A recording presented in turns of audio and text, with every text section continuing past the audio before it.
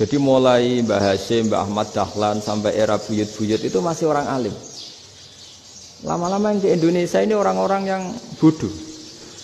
Sehingga orang Jawa kalau ke sana dibully, ya Jawa tak kulul khaya. Orang Jawa itu penggaweannya itu makan ular. Karena belut itu kalau di kamus itu persis ular. Dulu itu kan kamus tidak full color. Gara-gara gak full color, gambar belut sama ular itu sama. Belut itu belut sama ular kalau nggak full color gambarnya sama apa enggak? Sama.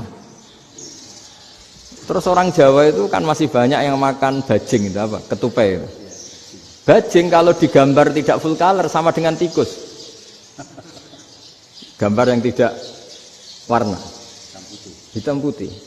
Sehingga kita ini dibully pemakan tikus dan pemakan ular. Karena belut itu persis ular kalau digambar yang tidak full color. Sampai datang Syekhona Khalil, datang ulama. Ngarang kitab ya judulnya Al-Belut. Karena enggak terima bangsanya dinyek makan apa? Ular. Terus dikarang. Wal belut hayawanun bakhriyun, terus ya isu fi kadza wa kadza. Itu beda dengan al-hayyah. Itu diterangkan. Mulai bisa nerima.